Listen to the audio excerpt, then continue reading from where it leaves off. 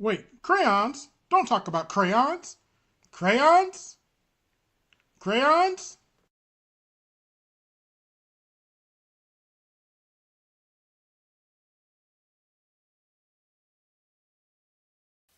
Feed, feed, feed, feed, feed, feed, feed, feed, feed.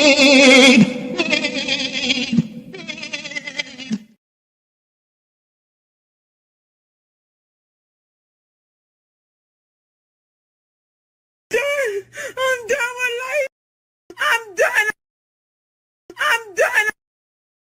I'm done. I'm done. I'm done with life, and it's all Jermaine's fault. It's always Jermaine's fault. I'm done.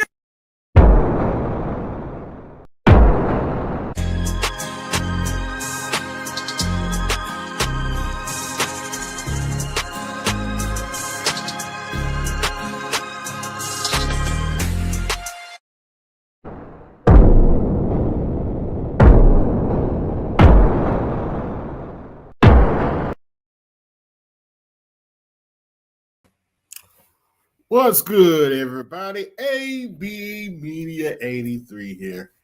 And as the title states, today we're talking about Donald Trump doesn't want to focus on the reality of slavery.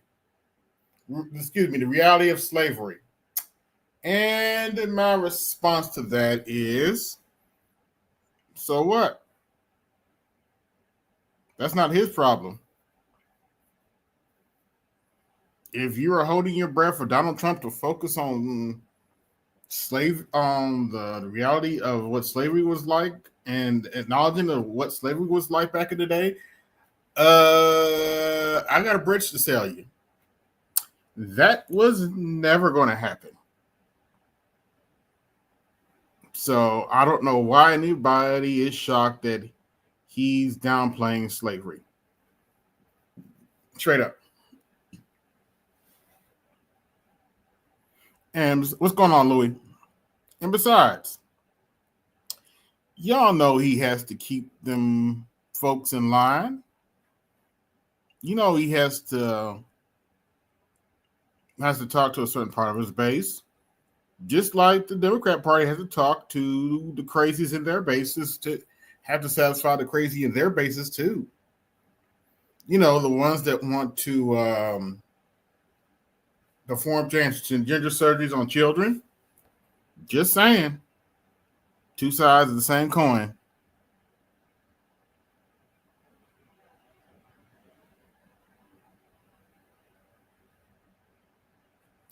Yeah. But to give you an idea of what some of the fuss is about, let's get the fun started. We're gonna take a brief look at Sabby's clip here, and we'll kind of get where you'll kind of get where I'm going with this. So I have a list of. Okay. He's not. If you are not familiar with Jillian Michaels was one of the trainers on a show called The Biggest Loser, which I actually used to watch. I thought it was a pretty interesting show. There's a documentary about it right now on Netflix. I feel a little bit differently now that I know what went on behind the scenes. So it's interesting. Jillian Michaels has been focusing more on politics. So yes, she's known as like a fitness guru, but now she's focusing more on politics. And I don't know, maybe she needs to go back to just focusing on the fitness. So she has a political podcast that she has, and she was recently on CNN, a panel on. Yeah, pretty much. She needs to go back to fitness. We're not going to listen to the whole of Sabby clips, but I do want you to hear what this Julian Michaels person said. The Abby Phillips show, and she made a comment. And we're going to dissect that has made the shock around the world. Let's get into it, folks. So this is Jillian Michaels here in the white blazer. Here we go. You looked at some of the things that are being reviewed? Slavery was a bad thing that was to talk about. Okay. Like, he forgives He's me for not saying that. whitewashing slavery. So he's not? He's not. No, Okay. he's not. And you cannot tie imperialism and racism and slavery to just one race, which Yes, we can. You guys did that. You guys weren't one race, but you made yourselves one race. Yes, we can, lady. Anyway. which is pretty much what every single exhibit does. But let's talk about the fact that when you look United States. let's talk about the fact. I mean, slavery in America was. Do you realize that white only supremacy. less than 2% of white Americans owned slaves? It was a system of white supremacy. You know, realize that African American- It was a system of white supremacy. Nobody's denying that. slavery is were thousands slaves of years old? White people. Do you know were the slave who owners. In America, Yes, slavery is 1,000 years old, but the kind of slavery we went to, antebellum slavery, is only a few hundred years old, and it's never been done in history. See, in normal slavery, you may have only been a slave, depending on the culture, you may have only been a slave like 7 years or so. But in antebellum slavery, you were made a slave by whoever your mother was. If your mother was a black woman, you were a slave. And don't worry, we're going to get into that a little bit later. But antebellum slavery was completely different from what other people's quote unquote slavery was. That's just a fact. And we're going to talk about that later. The first race to I didn't try realize to this was end controversial. slavery? What is that? Well, I'm what's sorry, Jillian, controversial I'm very is surprised. This is that an you're trying to extraordinary litigate- exercise in historical revisionism. I'm really historical surprised. racism. Do you realize that Jillian, I'm surprised that you're trying to litigate who was the beneficiary of slavery and I'm who not. was not. What I'm trying to tell you is in the that context of American history, okay. in the context of American history, what are you saying is incorrect by What I'm saying saying is that you it was white cannot- people oppressing black people? every single thing is like, oh no, this is all because white people bad. No, more white people wanted to make money and did bad things, actually. But anyway. That's just not the truth. Like, for example, every single exhibit, I have a list of every Actually, it is, but okay. single one. Like, people migrated from Cuba because white people bad. Not because of past. Yes, no, it's in there. That's what I'm saying. You don't actually know what's in there. Do you know that when you walk in the Jillian, front door, what exactly? the first thing Hold you on, see you is have the gay Jillian- flag? So first of all, okay, let's walk through this. So basically what they were talking about was Donald Trump. Okay, like I said, we're not going through that whole clip. I just want you guys to get a gist of what some of the delusion that some white people are still under, that, you know, slavery wasn't that big of a deal, yada, yada, yada, yada, but it was. And it was disastrous, and it was inhumane on so many levels. Now, I'm not going to compare it to another event for obvious reasons, but in my opinion, our captivity was worse than theirs. And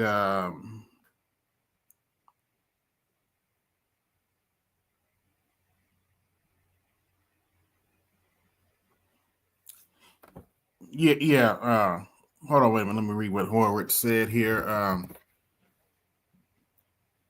Just be glad American slaves weren't treated as the Ottoman and Arab slaves. All the men were castrated. Yeah, straighted. None of the men were used to breed others. Ooh.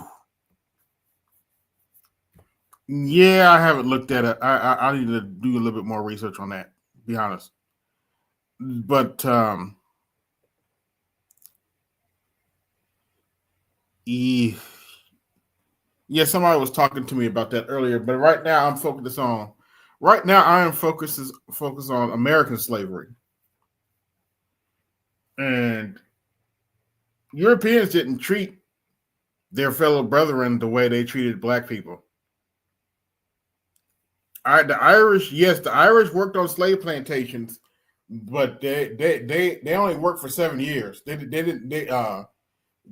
weren't forced to work on it for their entire lives. And there's a lot of nuance to the kind of slavery we went through. But since Donald Trump, since Donald Trump wants to kind of tone down the rhetoric on slavery, of course, the Vote Blue Clown had to say something. Feed, feed, feed. Yeah, that clown. So let's take a look.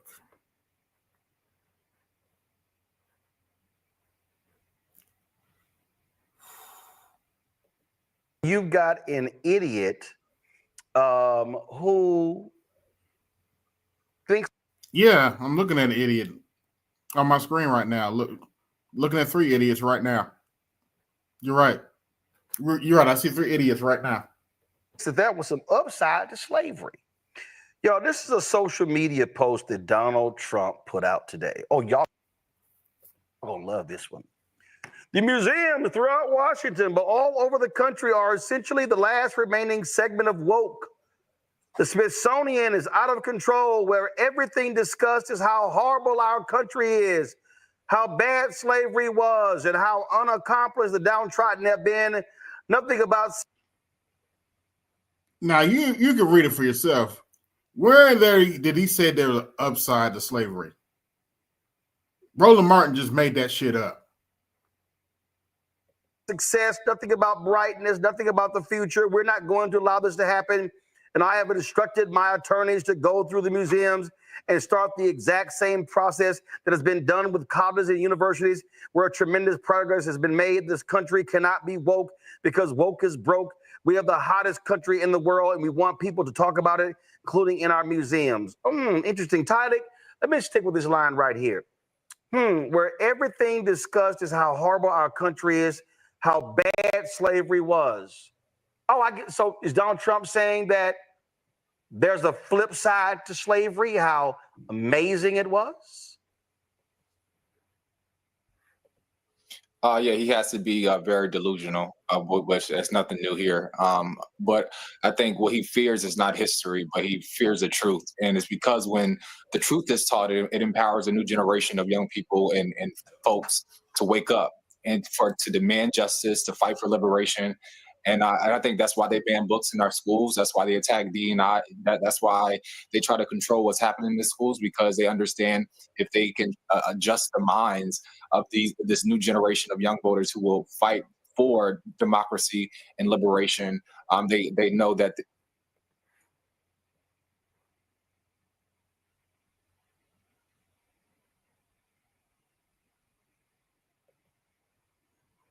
No one was asking the Turks and other members of the former empire for reparations. I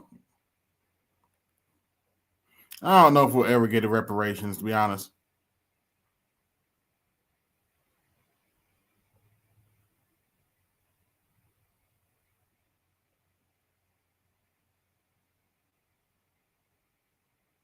Yeah, but let's continue.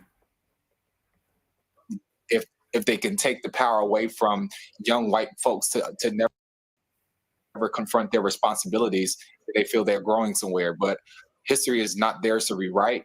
Our museums and our classrooms and our community centers, they're special. And I think it's an important time such as this to continue to stand up and if they're going to try to dismantle our history, is more important for us. How are they dismantling our history? By making modifications at the Smithsonian. How are they doing that? How are they dismantling our history? Well, if you don't teach, if you rely on them to teach your history, that's the only way they can dismantle it. But if you're not teaching if you're not making an effort to teach your history, what you think going to happen? Those who don't learn from history are doomed to repeat it. To make sure that our history is taught to our young folks. Well, Larry, you're a professor. Maybe this is the problem. Maybe Donald Trump has been spending too much time watching PragerU Kids videos where, according to this right-wing nutcase outfit, slavery was really no big deal. At school that you spoiled paradise and you brought slavery and murder to peaceful people. Leo, sorry. It's what I read and heard at school. Caramba! Those are some accusations. The place I discovered was beautiful, but it wasn't exactly a paradise of civilization, and the native people were far from peaceful. But you just said the Taino were peaceful. They... Okay, for the record, let's just get this out of the way. For the record, Christopher Columbus was a piece of shit. Plain and simple. He did all kinds of inhumane stuff to the natives, and everybody knows that. Nobody here is defending Christopher Columbus, and we're going to skip this portion of the video. You're a very smart young lady, but the idea of throwing away things are clearly bad, no matter when they happen. But for other and how heinous that was. And you see what they're trying to do. They're trying to say, oh no, these things were not bad. You can't judge me according to those times. Well, there were actually people who were alive then who thought it was heinous as well. This is the kind of content that Republican billionaires are funding, and they want to infiltrate into every school nation. Yeah, they might want to do it, but that's not going to stop us from showing the history. Nationwide. So when these right-wingers talk about, oh, the left, they're infiltrating our school, they're indoctrinating our kids, this is right-wing indoctrination. Okay. Here's an idea. Both of them are trying to indoctrinate you. Yes, both sides are trying to indoctrinate you. The left is trying to indoctrinate you with alternative lifestyles, and the right's trying to indoctrinate you with, Columbus wasn't that bad. Slavery wasn't that bad. Both sides are trying to indoctrinate you, but Roland doesn't want to talk about what his side's trying to indoctrinate you on, does he? I wonder why. I wonder why Roland doesn't want to talk about what his side of the aisle is trying to indoctrinate you on.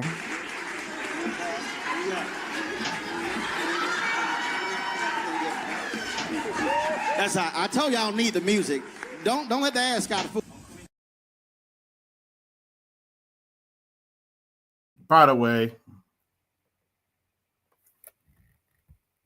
this episode of Colosseum Daily has been brought to you by Sweet Sassy Roland Vote Blue Sauce.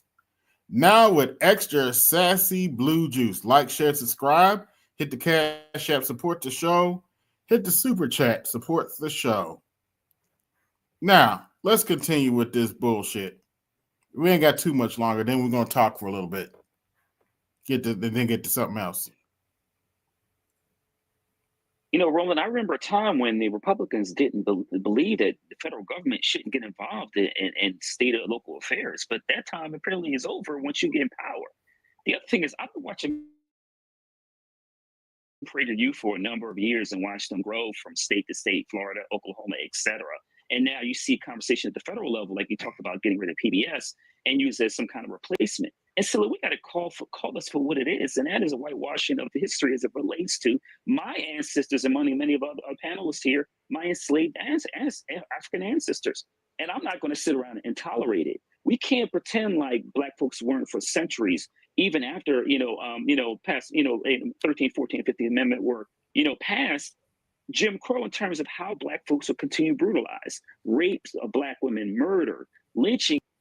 Yeah, Black men too, Black boys too. He's doing Jim Crow. We can't act like that didn't happen, and I refuse. And we're not going to do that, especially now. After this segment, we're actually going to talk about some of the stuff that went on during slavery. Refuse to allow that happen, and it's going to be really important for those who believe in, once again, in justice and talking about history and understanding what that means for the future. make sure that we can't allow Prager and other these, disinformation platforms to gain popularity. And Mustafa, for all the Simple Simons who were saying, man, y'all shilling for the Democrats. Yeah, you are shilling for the Democrats. We didn't stutter. You still shilling for the Democrats right now. Y'all got to accept this too. See that? Accept what? Accept what? We always knew them racists didn't like us. We've already accepted it. That doesn't mean we have to go over and kiss the Democrat Party's ass. Accept what? That's what's amazing. We tried to warn people. See, I'm wearing the shirt, FAFO. We got the new one, FAFO with Project Crossed Out 2025. We kept warning people. But see, you got a bunch of these loudmouth folks on YouTube and others who had all this smoke for Democrats. And still got smoke for Democrats. By the way, I would be talking shit right now, Roland. You guys have a 4.5 million person deficit when it comes to registered voting. I wouldn't be talking shit right now if I was you. Bruh. You the last. I would not be talking shit right now if I was you. But let's continue. And this is the kind of crap that these right-wingers want in every school in the country. I keep... Oh, and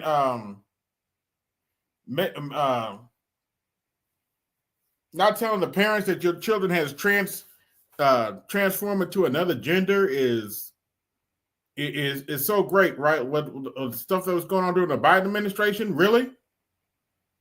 Okay, Roland. Telling people they hated the fact that real history was being learned by white kids instead of his story, and they want his story returned. Yeah, not only did we try and warn you, we were trying to protect you because many of us knew what was coming.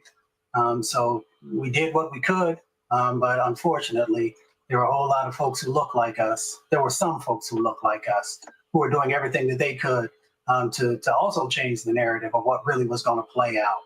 It's really interesting when I see those types of things because, they want to try and demonize indigenous brothers and sisters, whether they're in the islands or other places, but they don't want to tell the story about the Dark Ages in Europe and all of the very incredulous things that were happening. Oh, yeah, I'll talk about the Dark Ages. The Moors the black people ran Europe during the Dark Ages. That's hence the reason they called it the Dark Ages. In that space. They also don't want to talk about, Larry touched on it, the sex trafficking that was happening in relationship to slavery. Oh, believe it or not, we going to get to that too. Remember when I said, for those of you who watched BGS's stream earlier, remember when I said, I'm going to give Keisha something to cry about. I'm a man of my word. I am going to give Keisha something to cry about. And just a little bit here. Also the rapes that were happening as a part of slavery, the brutalization that was happening as a part of slavery, the 14-hour work days in the sun, not being paid and having very little to eat or drink, part of slavery. So they never want to tell the truth about it. And that's the reason they're trying to take over the educational systems. They're trying to whitewash. Some of them are trying to take care of the educational system. And it's our job as black people and most of us want to fight back, but unfortunately, the black community is ran by a bunch of single mothers who don't listen and don't want to teach you history either. So, yeah, supporting this show. Thank you, sir. Thank you, sir. That's enough from these butthurt blues. Butthurt blues, no matter who. Butthurt blues, no matter who. Now, if you look at the description of this video, before I get into that though, take a look at the description of this video and check out the book we're going to go over. Yeah, but in the meantime, it's the butt hurt. It's the butt hurt. It's the butt hurt blues. No matter who, it's the butt hurt blues. No matter who, it's the butt hurt blues. No matter who, it's the butt hurt blues. No matter who, it's the butt hurt blues. No matter who, it's the butt hurt blue.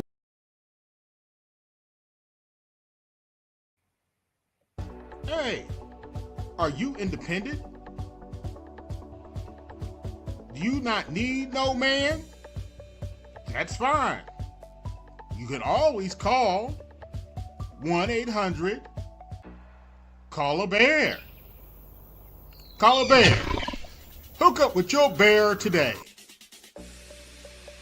Warning, this content creator will not be held responsible if you get eaten alive by that bear.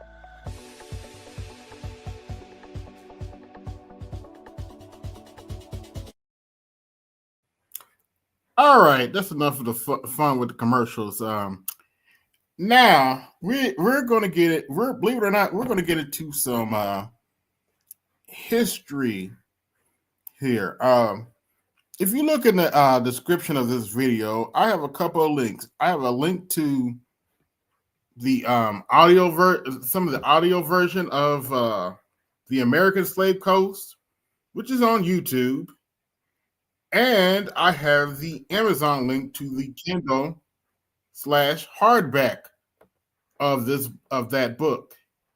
And this book goes into excruciating detail on how Black people were treated during slavery. And I can tell you, reading through this book, it's ugly. Very ugly. And as I said, remember when I said I was going to hurt Black women? I was really going to give Keisha something to cry about? Well, this is what Keisha really needs to be crying about. If Keisha reads through this book, I guarantee you she's going to be crying about it. So let's get started. Let's go to that little comment. Let's start right here. That the child shall follow the condition of the mother, not the father, thus taking care that licentiousness shall not interfere with avarice. You hear that? You were a slave based on who your mother was. In other words, if you were born by a Black mama, you was considered a slave. Let's go back a little bit. Listen. Should wish to take you, remain the basis of American abolitionism, frequently described during the independence struggle. We will argue that the War of Independence not only did not intend to end slavery, but was fought in part to protect slavery from the growing power of British abolitionism. From the perspective of the enslaved, meanwhile, the war usually called the Civil War was the Revolutionary War, because it ended chattel slavery and, in removing the appraised resale value of human beings from the balance sheets, remained the basis of American money. 3. A literature of terror. Were I about to tell you the evils of slavery, I should wish to take you one at a time and whisper it to you. Slavery has never been represented. Slavery never can be represented. William Wells Brown, addressed to the Female Anti-Slavery Society of Salem, Massachusetts, 1847. Slavery is terrible for men, but it is far more terrible for women, wrote Harriet Jacobs under the pseudonym Linda Brent. Slaveholders have been cunning enough to enact that the child shall follow the condition of the mother, not the father, thus taking care that licentiousness shall not interfere with avarice. Jacob's memoir, Incidents in This is how they controlled us back in the day. Let's continue. The Life of a Slave Girl, written by herself, describes her abuse by Mr. Flint, whose real name was James Norcom of Edenton, North Carolina. One of only a few 19th century slave narratives written by a woman, it is perhaps the frankest in its treatment of sexual exploitation. The irony is now they sexually exploit themselves without anybody asking. And this is part of the reason why they sexually exploit themselves without anybody asking, because, well, Keep listening. Slave girl is reared in an atmosphere of licentiousness and fear. The lash and the foul talk of her master and his sons are her teachers. When she is 14 or 15, her owner or his sons or the overseer, or perhaps all of them, begin to bribe her with presents. If these fail to accomplish their purpose, she is... This is one of the reasons why, quote unquote, PDF owls are able to remain in the community without being touched because of this kind of history during antebellum slavery. I told you it's going to get. I told you I'm going to give them something to cry about. This is the truth of why y'all let PDFs run throughout the community without any repercussions. It ain't right, but you do it because you're still stuck on that programming that you was on during slavery. whipped or starved into submission to their will. Resistance is hopeless. Like Lewis Hughes's memoir, Jacobs was one of more than 100 slave narratives published in a book form in the 19th century United States. All but forgotten until the 1960s, these testimonies have now become more familiar outside specialist circles and are understood not only as an essential body of historical witness, but also a fundamental... Bear in mind, this is just a taste of this is just a taste of the book. This is 3 hours long. We're not going to go through the whole 3 hours. We're going to go through some of it. But this is just a taste of what antebellum slavery was like back in the day. A taste. Corpus of American literature. Frederick Douglass and William Wells Brown, foundational figures of African American letters, both wrote autobiographies detailing their experiences in slavery. Solomon Northrop's 12 Years a Slave, 1853, one of the best written of the slave narratives, yes, specific in its details, well authenticated by scholars, and forgotten until the 1960s, is now well known because of the 2013 movie version, but there are many others. The narratives participate in literary tropes and publishing conventions of the day, and many bear the influence of editors and co-writers. But even discounting for occasional possibly exaggerated or invented scenes in some of them, their composite picture of the workings of the regime of slavery is remarkably consistent, mutually corroborating, and credible. They speak up for one another. Bethany Veeney from Page County, Virginia, reinforced the testimony of Jacobs when she wrote in her 1889 memoir, "My dear white lady, in your pleasant home made joyous by the tender love of husband and children all your own, you can never understand the slave mother's emotions as she clasps her newborn child and knows that a master's word can at any moment take it from her embrace. And when, as was mine, that child is a girl, and from her own experience, she sees its almost certain doom is to minister to the unbridled lust of the slave owner, and feels that the laws hold over her no protecting arm. It is not..." The irony that Black women talk about how we as Black men, ruled over them with an iron fist and they had no rights. We never had that power over them, but Zaddy did. And that's what she's talking about. Zaddy had that kind of power over her, but she wants to put it on Jermaine. She wants to pretty much say, I'm done with life, and it's all Jermaine's fault. It's always Jermaine's fault. I'm done. She don't want to blame Zaddy. She want to blame Jermaine. She wants to say, I'm done with life, and it's all Jermaine's fault. It's always Jermaine's fault. I'm done. well, let's continue. Not strange that rude and uncultured as I was, I felt all this and would have been glad if we could have died together there and then.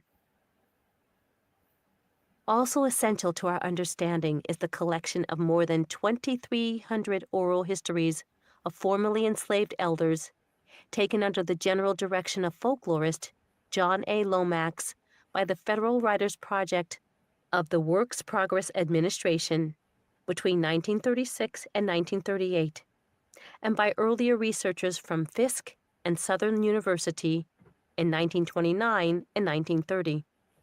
These 20th century narratives are of variable quality and reliability. There are some issues of mistrust of white interviewers by Black subjects, though some interviewers were Black. Questions of reliability without recording, though a few were recorded. Questions of memory. Interviewees were recalling 70 years previously, and some were too young to remember their lives in slavery, though older respondents could recall events as early as the 1840s. And a heavily dialectized transcription style, though the emphasis on phonetic precision is not without value. But even so, this collection provides the most extensive description extant of slavery from the inside. And, as with the 19th century slave narratives, the many voices corroborate each other over and over again. It has served as a significant source for many books about slavery published since the 1970s, and has a major advantage over the 19th century narratives and the much higher percentage of women represented. Unfortunately, about half the Virginia interviews were lost or destroyed, and there are no interviews from Louisiana at all. The silence from the 18th century is deafening. There were no slave narratives published in North America during the colonial era. There is only one known diary by a white indentured servant. With only a few exceptions, the essential witness of the enslaved is largely missing from the historical record for the colonial years. I wonder why. Which is why there will be few Black voices in that section of our book. No less than any form of capitalism, American slavery capitalism was premised on continual expansion. Fair use. The growth of the Southern economy was tied directly to the productivity of the capitalized womb, a term we use to refer to the way enslaved women's bodies functioned as the essential production engine of the slave-breeding economy, which in turn fueled a global economy that Yes, this is where BGS get to, when BGS tells you they bred us like cattle. This is what he was talking about. What's going on, Namer? We're going over some of the history of slavery. We're listening to the audio from the American Slave Coast. processed slave-grown cotton into mass-produced cloth. That individual plantation owners practiced slave breeding through the rape of enslaved women is attested to repeatedly in the testimony of the formerly enslaved and elsewhere. But beyond that, we argue with the importation of African captives shut off, antebellum slavery was in the aggregate a slave breeding system. One of the functions of the slave breeding machine was to chew up the Black family systematically in every generation. Oh, yes. They've been wanting to destroy the nucleus of the Black family for quite some time. This is nothing new. Why might elite whites want a machine with which to destroy the Black family? Most immediately, because the family was the strongest unit of social cohesion and resistance to slavery. Yes. But longer term? Yes. That's why. Because destroying family webs systematically in every generation was the best way to guarantee the perpetual existence of an abject underclass whose labor and upkeep would remain as cheap as possible.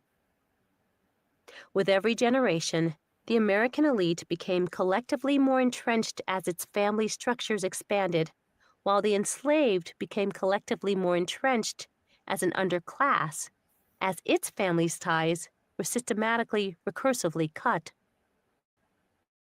For enslaved women, who could be freely violated in the cellar, the barn, the field, or anywhere else a captor chose, it was a system of terror. Beyond they accuse black men of doing all this when most of this happened during slavery. on the purely venal incentive of unrestrained sexual activity, the existence of a market in young people created a financial And the amount of rape that does happen in the community is usually allowed by big mama, because the big mamas of the community, because the big mamas of the communities are still operating off that slave mentality. But nobody want to talk about that. Yes, that too. Particularly in the islands, they were known for that buck breaking practice. In other words, black women were sexually abused too. And that's well documented. But let's continue. incentive for slave owners to intrude into the reproductive lives of enslaved women. Oh, just in case they don't get to it, don't forget that these people like to when these people lynched us, they like to eat our body parts and keep them as souvenirs. Oh yeah, I'm going there. They when they used to lynch us, where do you think the term picnic comes from? It stands for pick a nigga. They would cut off body parts, sometimes eat them and keep them as souvenirs, and they would even use them as lamp shades and use our skin as lampshades and other material. They even put black skin in the sofas, which is crazy. But anyway, let's continue. Leading to what Richard Follett calls an intrusive policy of demographic engineering. A blunter way of saying it is forced mating. Enslaved women could be assigned to enslaved men by slave owners, or impregnated by white men who had access to them. Forced mating was sufficiently widespread to be documented in a surfeit of examples, from the presidential slaveholder level on down. You ever wonder where some black woman's trauma is coming from? It's coming from this. But nobody wants to talk about it. But I will. During James K. Polk's presidency, his brother-in-law Robert W. Campbell, who was watching the plantation for him, promised the president in a letter to purchase young girls for him with the purpose of force mating them with Polk's young men. When I go down to the plantation, I will act according to my best judgment about the husbands and wives of your people. I want to take down likely young girls for wives for your young men, as there are too great a proportion of men on your farm for the women.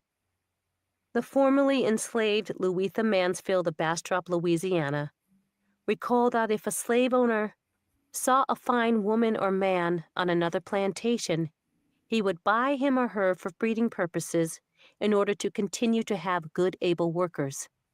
If he didn't bring them on the same farm, he would arrange for them to breed from each other. Where do you think the term motherfucker comes from? Oh yes, we're going there tonight. By the way, this episode of Colosseum Daily has been brought to you by Sweet Sassy Rollins Vote Blue Juice. Now with extra sexy blue sauce. Like, share, and subscribe. Hit the Cash App, support the show. Hit that Super Chat and support the show. You're getting a history lesson tonight, so hit my Cash App and support the show. You're getting a peer history lesson tonight. But where do you think the term motherfucker comes from? It comes from the slave farms for obvious reasons. Let's continue. Charles Grandy, enslaved in Virginia, recalled that Massa would stop the old nigger trader and buy you a woman. Wasn't no use trying to pick one, 'cause Marsa wasn't going to pay but so much for her. All he wanted was a young, healthy one who looked like she could have children, whether she was purty or ugly as sin. James Green, half Native American and half African American, sold away from his mother at the age of 12 for $800, recalled at the age of 97 in 1938 in San Antonio, Texas, that no one had no say as to who he was going to get for a wife. All the wedding ceremony we had was the pinchbacks, the slave owners, finger pointing out who was whose wife. Much less did the wife have any say. Before This is what BGS talks about when we were forced to be together as black women and black men. But nobody wants to talk about this, so I will. abolitionists made the term too notorious to use beginning in the 1830s. Slave sale advertisements might bluntly extol one or another woman as a breeder, meaning that she had proven her ability to give birth to healthy children and recover to reproduce again at a time when many women died from childbirth. If a woman weren't a good breeder, she had to do work with the men, said Green. But Pinchback tried to get rid of women who didn't have children. Fannie Moore, interviewed in North Carolina in 1937, recalled that, as transcribed, to breed women always bring more money than the rest, even the men. When they put her on the block, put all her chillin' around her to show folks how fast she can have chillin'. Mary L. Swearingen of Bastrop, Louisiana, paraphrasing her enslaved grandmother, said, "Whenever a woman was an extraordinary breeder, she was mated by the master to his own accord. Only sometimes the couples were happily married, and occasionally, when a couple was happy, the master separated them by selling one or the other." Resistance to forced breeding was described by Mary Gaffney, enslaved in Texas. Oh, if you ever wonder why black culture is so fucked up, you're listening to why black culture has been so fucked up. Who described chewing cotton root as a contraceptive, as transcribed. Fact is, I just hated the man I married, but it was what master said to do. When he came to Texas, he took up big lots of land, and he was going to get rich. He put another Negro man with my mother, then he put one with me. I would not let that Negro touch me, and he told Masser, and Masser gave me a real good whipping. So that night, I let that Negro have his way. Masser was going to raise him a lot more slaves, but I still cheated Masser. I never did have any slaves to grow, and Masser, he wondered what was the matter. I tell you, son, I kept cotton roots and chewed them all the time, but I was careful not to let Masser know or catch me, so I never did have any children while I was a slave. We can't quantify forced mating. This is the trauma that black people were put through, like it or not. Eugene Genovese, who tried, estimated that forced marriages affected perhaps 1 out of 10. Every slave owner was free to set his own rules, just as some provided better material conditions for their captives than others. Some allowed them leeway in choosing partners, and some did not. According to quantitative historian Daniel Scott Smith, the average slave lived on a plantation with 41 slaves. On larger plantations, there would presumably have been somewhat more choice of mates, while on smaller ones, there were fewer options. But by virtue of being enslaved, no slave had fully free choice. Most Americans' familiarity with the notion of slave breeding comes from popular fiction, in particular from the 1957 Southern Gothic novel Mandingo, set on imaginary slave breeding plantation.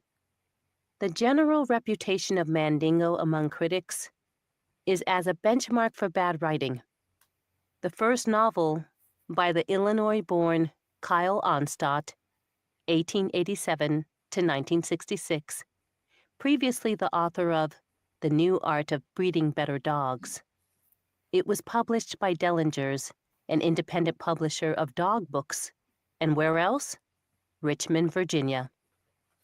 Though it has been out of print for years as of this writing, Mandingo sold more than 5 million copies, mostly in mass market paperbacks that sold under $1 at a time when strict controls on movie and television content made books the place to go for explicit material.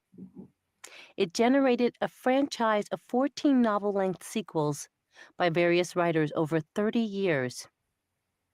A Broadway play with Adolphe Menjou and Dennis Hopper that opened in May 1961 for 8 performances, and in the heyday of blaxploitation pictures, 2 big-budget movies with remarkably hateful dialogue. With its fictional stud farm plantation, Falconhurst, it was called, that bred and raised people for market, and the slaves were never sold, and captive women loved their masters' children more than their own. But much is missing from Mandingo's fetishism did not exist as such. There is a compelling reason why such a plantation wouldn't make economic sense. Human beings grow too slowly to raise them as a cash-producing monocrop. The overwhelming majority of the enslaved on such a plantation would be children. But children brought very little money on the market, so they would have to be raised to maturity. Meanwhile, most of the adults would have been women weakened from pregnancy. So the farm would not be able to produce income from the sale of staple commercial crops. It would take 17 to 20 years of raising the farm's children until they reached peak sale age, adding up to a huge barrier to the entry for all but the very well capitalized. Some farmers seem to have tried it. Drawing on a data sample from 1860 on farms in the Deep South, not even including the major slave-selling states of Virginia and Maryland, of 9,185 enslaved women between the ages of 15 and 44, and of 9,098 men, the economist Richard Such in 1972 identified 47 suspected breeding farms on which enslaved women and children substantially outnumbered enslaved men. A farm in Drew County, Arkansas, had only 2 men, but 22 women and 27 children. Another in Wake County, North Carolina, counted 28 men, 38 women, and 120 children. Do the math. And yeah, the math ain't mathing. Michael Tadman, who Speculators and Slaves is the landmark study of the demographics of the interstate slave trade, suggests that there might be other explanations for the gender imbalance of such as data.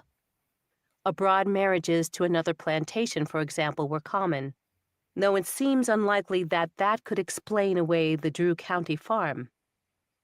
The meaning of such as data, suggestive as it is, remains within the realm of speculation.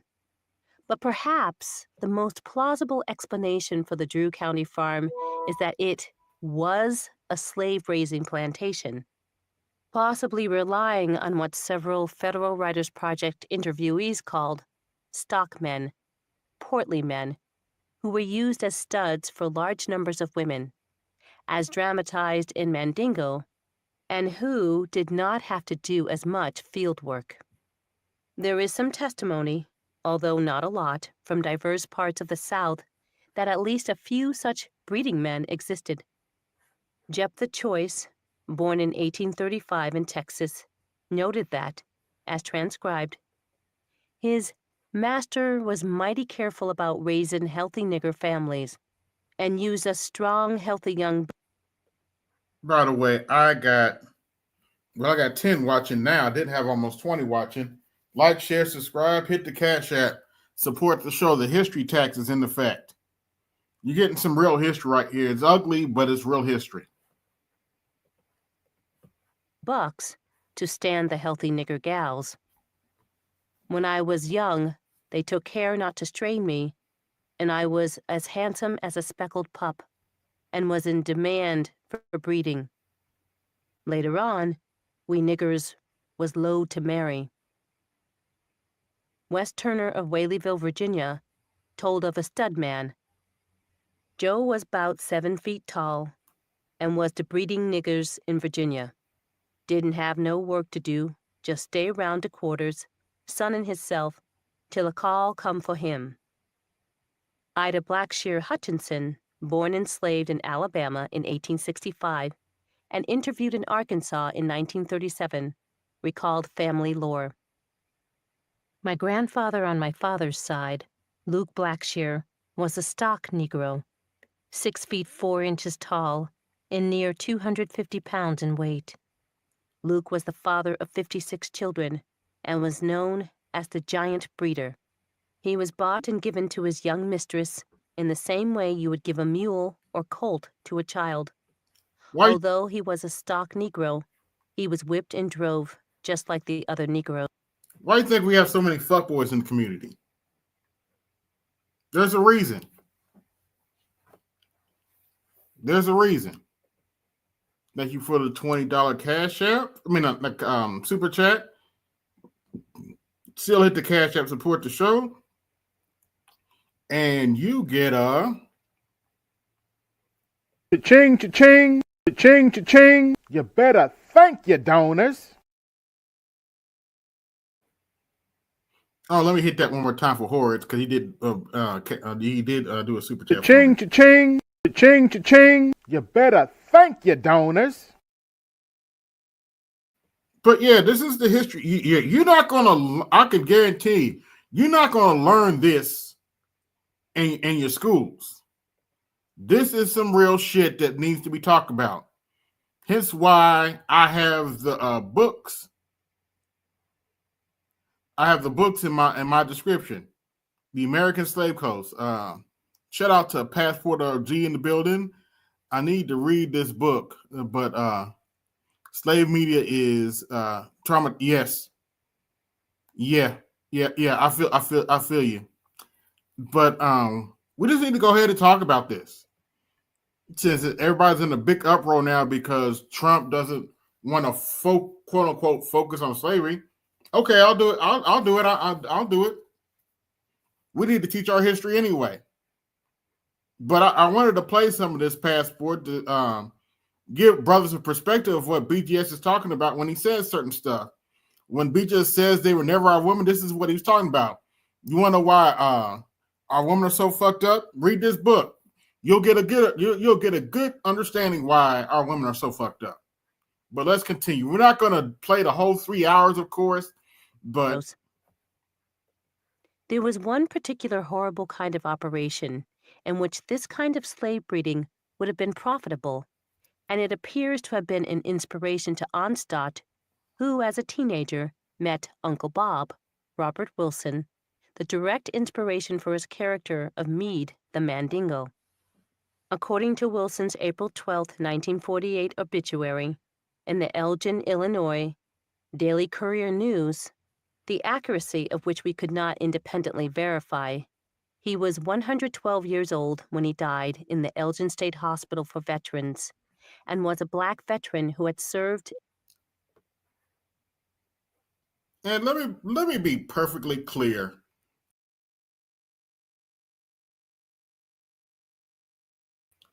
Sorry, remove myself. Let me be perfectly clear about something because I know Butthurt Blue's watching. I'm not waiting on Donald Trump to teach black men and black women, or whoever listens to this stream our history. I'm not waiting on the next Democrat that get elected to teach our history. I'll teach it myself. I'll talk about our history of myself. I'm not waiting on them to put it in some Smithsonian museum. I'm not waiting for them to teach that in the classroom. It'll probably be never be taught like this in the classroom.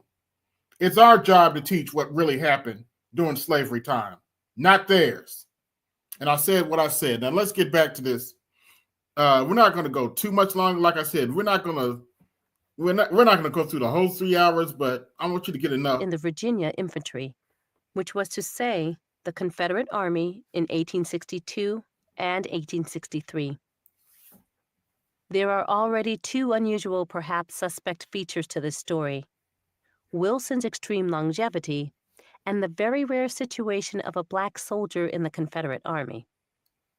The obituary did not mention Wilson's local legend status for allegedly having fathered hundreds of children at different plantations, but Wilson himself talked about it freely.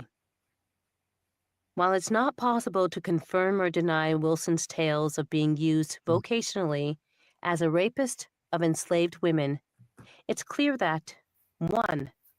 Onstadt did not make Wilson or his story up. 2.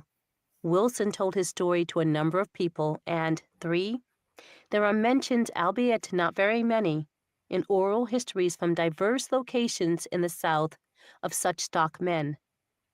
Certainly, there was no reason that such an arrangement could not be put into practice, and it is consistent with the dehumanizing logic of the slave market.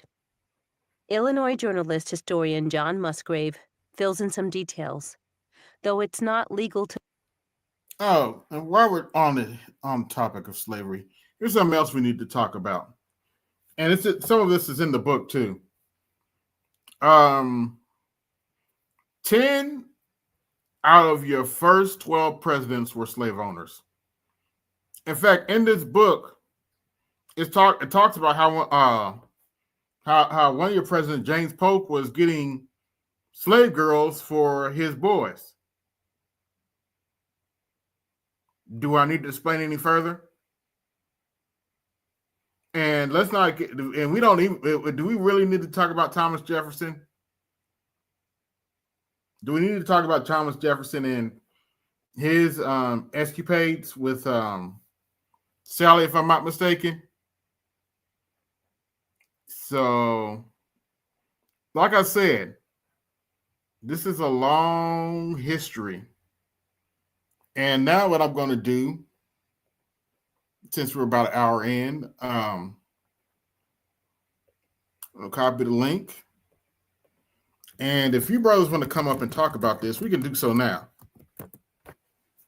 But we need to talk about this.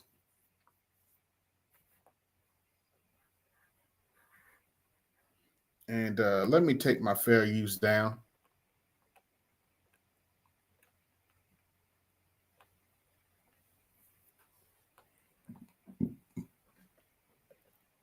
This kind of history needs to be talked about. Those who don't learn from history are doomed to repeat it. And unfortunately, in our community, we have a lot of dummies that haven't been teaching the history. And some of these young people are it's pretty sad. Shout out to Adrian Thomas. He's shared a video of a 19-year-old young lady that was homeless and living in the van. Let me be clear. I don't take any pleasure in that. It was really hard to watch, and quite frankly, I'm not going to play it. You can look it up for yourself on TikTok, but I'm not going to play it. But it was really hard to watch. And yes, I know what I'm playing right now, what I've been playing, is hard to listen to, but you brothers need to hear it, and you know it, because it needs to be talked about. We can't keep sweeping our history under the rug, and we can't wait on the politicians to teach our history. We have to teach our history. We have to teach what really happened during that time. And Passport, your point on the by the way, to add on to your point about not wanting to read those kind of books, that's why I held off reading Dr. Curry's book, Man Not, for a long time, because I knew it would trigger me. Hey, what's going on, Namer? Hey, What up, man? I figured I'd drop in, Yeah, see how you doing. doing all right. I wanted to go over this.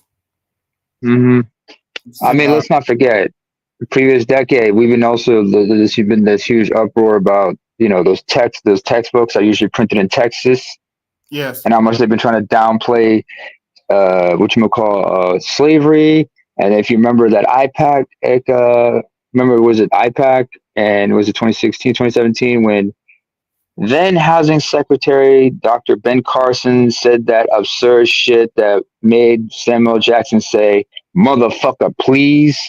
mm-hmm. Yeah, So yeah, you guys need to claim your history and say, you're not telling it. We're not letting you guys control the narrative. Fuck that. We're gonna tell the truth, and the whole truth, and nothing. as I said, I'm not waiting on Trump to talk about this history, and I'm not waiting on the next Democrat president or any politician on either side to talk about this history. We're going to talk about this history ourselves. It's an uncomfortable, inconvenient truth for them. But then again, yes, and this is not relegated to just the United States when you think about it, bro. Because remember, yes, you guys are the descendants of like what, the 5 to 3% of slaves of the estimated 12 million that were brought across the Atlantic. yes, So that's like what, 300, that's 3 to 5%. That's like 360 to like 600,000 total. yes, The remainder, the majority went to 30% went to like Brazil. That's like 4 million, and then the rest went to like the Caribbean islands. Some ended up in Canada, and then there are countless number who died along the way or just were thrown overboard. yes. So y'all history is interconnected with their history, and understand in some places it was far more severe, in other places it wasn't. But understand slavery was slavery. Yeah, it was Y'all were very exploited and very. some Mm-hmm, some some slave owners treated their slaves relatively well, and some mm-hmm. slave owners treated them barbarically. Yeah, I mean, if I'm not mistaken. Oh, go ahead, sir. But I highly recommend you guys pick up that book. It's about $13 now for the Kindle Mm-hmm. version. It's about four. It's a little bit more Oh, expensive for the paperback. mhm. Oh, let's not also forget another book that's also kind of like interconnected with it, Daughters of the Trade. Yes, Daughters of the Trade too. That's interconnected because there's a connection to that. And this is Another y'all's book. history.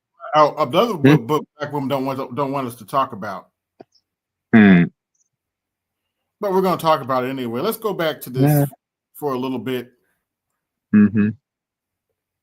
To own slaves in Illinois, people did. Moreover, slaves were rented or hired from Kentucky, sometimes more than 1,000 of them, to work in the salt works near Shawneetown. The Carolina-born John Hart Crenshaw, who began working as a young man in the violent, lawless environment of the salt works, apparently raised his capital to get into business by kidnapping free people of color and illegally selling them away. He subsequently leased salt works from the U.S. government and became a very wealthy man, renting large numbers of slaves to do the brutal work of salt making. Over a criminal career that lasted from the mid-1820s, when he was indicted for kidnapping, until secession, Crenshaw appears to have kidnapped hundreds of free black people, including in 1842 his cook Maria Adams and 7 or 8 of her children, whom he sold for $2,000 to John G. Kuykendall, a slave trader based Yes. Notice how they actually kept records of how much they sold us for.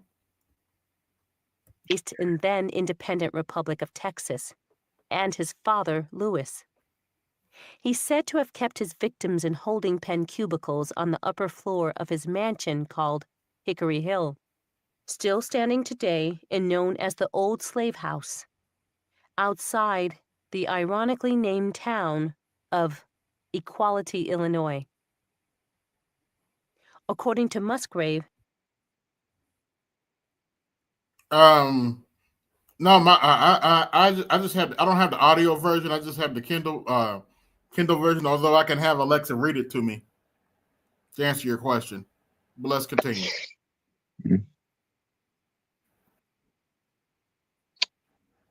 Where's the video, dude?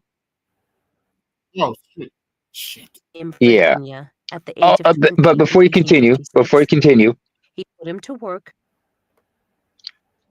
I think also, I know most people might remember the film that was directed by Steve McQueen and starring Chiwetel Ejiofor, but somebody's also got to get a hold of that book, 12 Years a Slave, which chronicled what happened to Solomon Northup. Mm-hmm. Because you talked about free blacks being kidnapped and sold to slavery. Yes. So that book, 12 Years a Slave, that's also important. Story to impregnate the women held captive at Hickory Hill. Yeah, 12 Years a Slave is actually referenced in this book. A vocation Wilson claimed to have performed previously on other plantations, either to sell the children into a record high market or because pregnant women and mothers brought a higher price than women whose reproductive abilities had not been proven. That Crenshaw was a kidnapper trader, that Wilson was Crenshaw's captive between 1856 and 1859 seems to be well established. Was the third floor of Hickory Hill a rape room, or was that a lurid tall tale? Perhaps this problematic, unverifiable, but possibly true story became the basis of a mega bestseller in segregated 1957 because its narrative lent itself so conveniently to stereotypical libels of the black male and the black family. Although women who had to do both field work and bear children were doubly enslaved, it bears emphasizing that forced mating was a violation of enslaved men as well.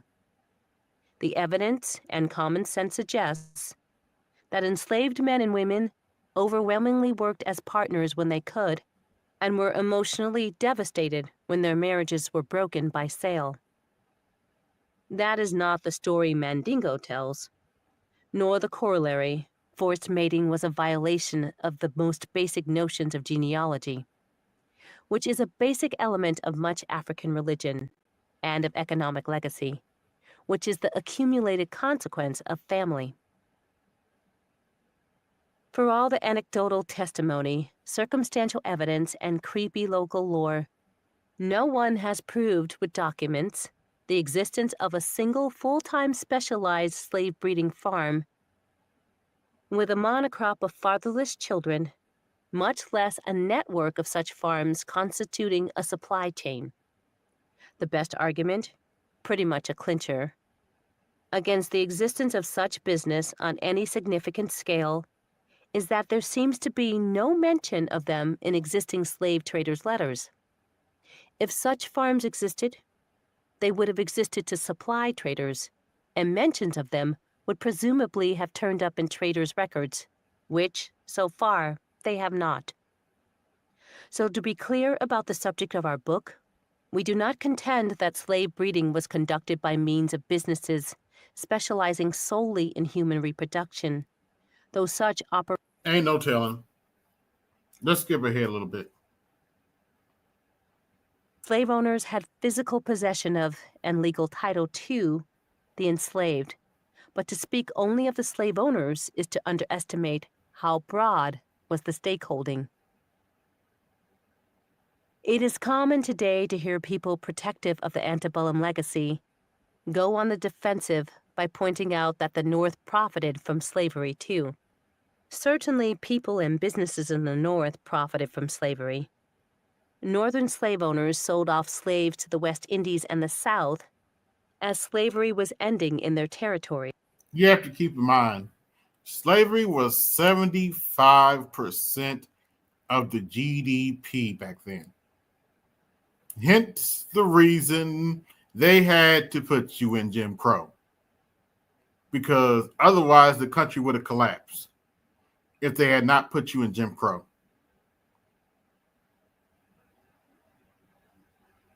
Something to think about. cashing in and diffusing their black population southward, though the numbers were tiny compared with those of the Chesapeake. New York monopolized the shipping of plantation products across the Atlantic. Northern banks captured the credit and foreign exchange generated by slave-driven agriculture. Slavery was big money back in the day. And bought and resold bonds collateralized by slaves. Hartford insurance companies, including the still existing Aetna, sold policies to slave shippers and slave owners, as Lloyd's of London had done before. After the African slave trade was declared piracy, Northern merchants illegally financed and equipped expeditions to supply industrial quantities of African captives to the plantations of Cuba and Brazil. But the capital invested in the expansion of the agricultural South does not seem to have mostly come from the North. Slavery created its own distinct circuit in the American economy. Since its most valuable commodity, slaves, had no value outside the slavery bloc. By the last 3 decades of slavery, the South was largely funding itself, or as Kilbourne puts it, despite the despair-filled declarations of Southern commercial boosters and conventions, most of the internal investment in the region was funded with savings that had been accumulated over several generations in numerous wealthy households throughout the Cotton Belt. Those savings overwhelmingly took the form of slaves, who were the basis of this massive intra-Southern credit circulation system.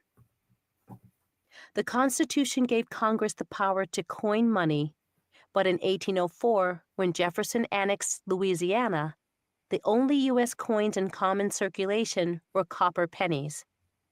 There was a chronic shortage in the South of Spanish dollars, the silver pesos minted in Mexico, also known as pieces of 8, which were accepted as legal tender in the United States, because until the discovery of gold in California in 1848, there were no large money mines in the United States.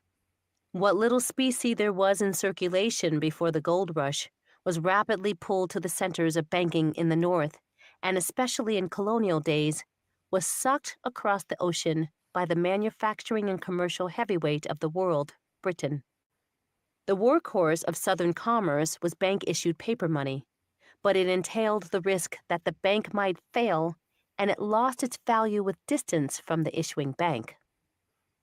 Enslaved people were the savings account. In lieu of coin or trustworthy paper, people were money in the slave-holding South. Most economists will tell you, with variations in the wording, that 3 conditions must be met for a commodity to be considered money. 1. A means for conducting transaction, medium of exchange.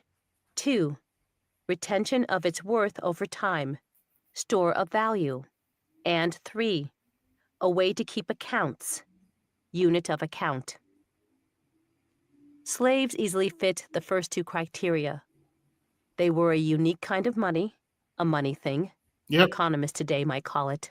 They weren't a convenient medium of exchange the way coins were, but coin was rare, and when no reliable bank paper was available for a transaction, a stored debt could be paid with a child, whether through transfer of ownership or hiring out. A slave might be handed over in lieu of a debt from a land purchase or lost to a card shark as a $1,000 bet in a high-stake game. Slaves satisfied the second condition of being money as well. Yes, they actually gambled on us.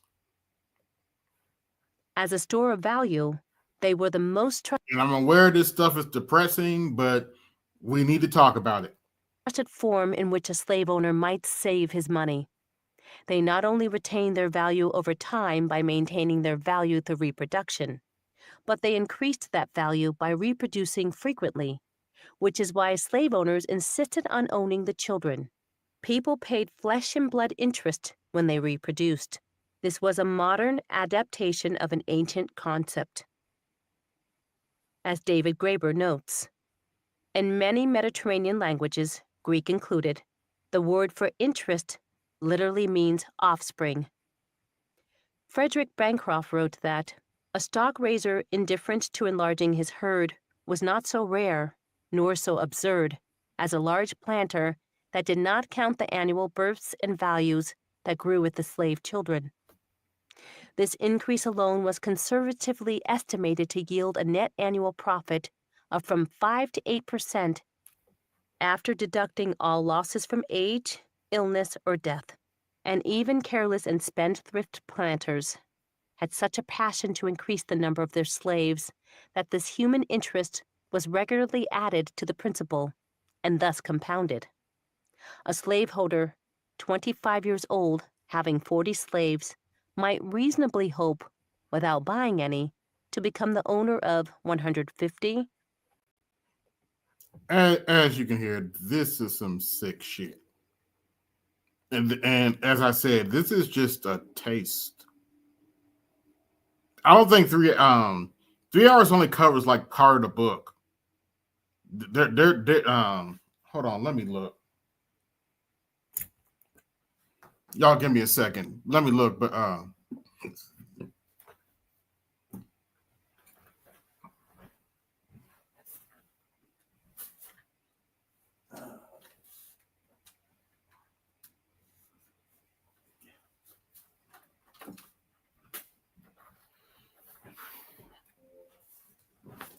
getting my tablet out here. We're gonna go to Kindle.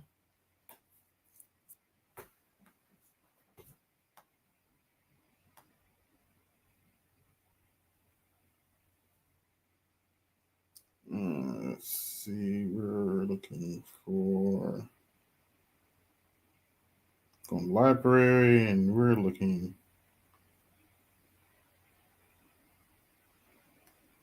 for American Slave Coast.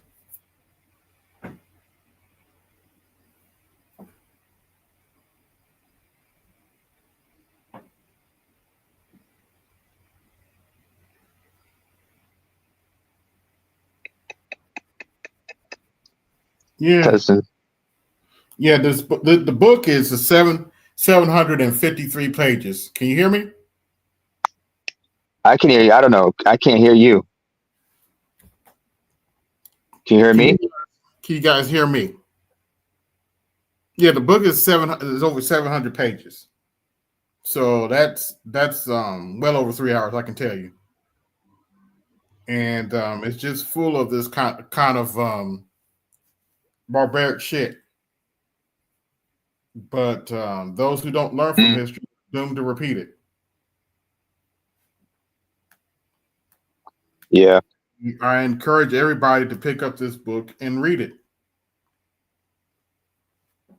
In fact, give me 1 second. Where the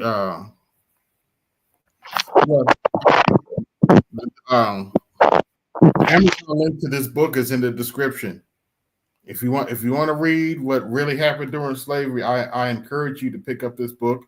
And as Naaman pointed out earlier, Daughters of the Trade. Both good books to give you a perspective on what we've been through in the state of the Black community.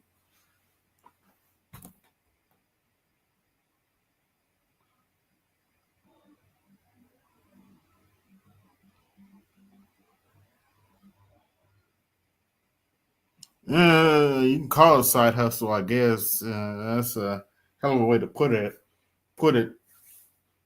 They usually sat on their ass all day and didn't do shit. But anyway. Yeah. Oh, you can hear me. Good. Sorry, my Bluetooth's been acting up. Okay. Yeah.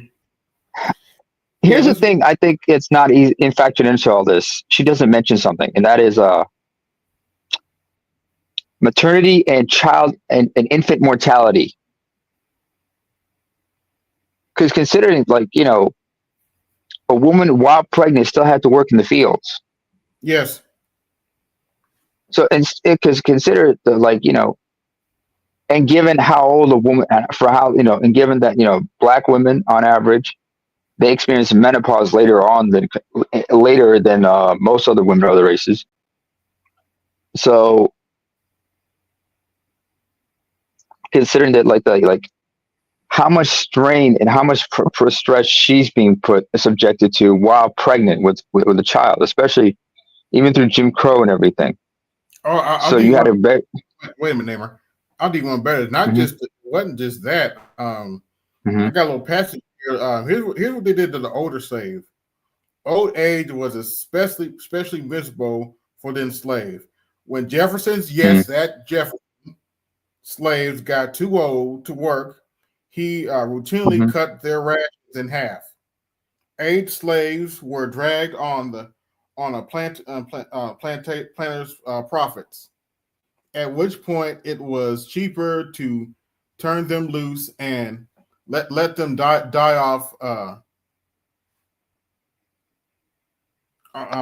premise. The Virginia Code of 1849 provided a fine $50 for any person who shall permit an insane, aged or infirm slave to go at large without an equate provision for his support, which perhaps yeah. But what I was talking about was different. About childbirth and everything, Yes. like child mortality and stuff like that, infant mortality. Imagine what kind of the race they were at that time, especially in those days. Because remember, you could actually die giving birth. Yes. And for enslaved black women, I'm sure the rate was even like 3 to 4 times higher, at least. Yes. So. Yes, slavery was a motherfucker, without question. Oh, it was a motherfucker indeed. But if you guys want to listen to more of that, the link is in the description. I'm about to shut it down right now. I'd like to thank everybody that came through. This is AB Media 83, and I'm out. Peace. Yo, this is AB Media 83. Want to support the channel? Hit the Cash App. Also, be sure to like, share, and subscribe to the video. Also, be sure to hit that bell notification so you can be notified next time I upload a live stream or video. And always remember, keep it grinding, keep it pushing, keep it moving. This is AB Media 83, and I'm out. Peace.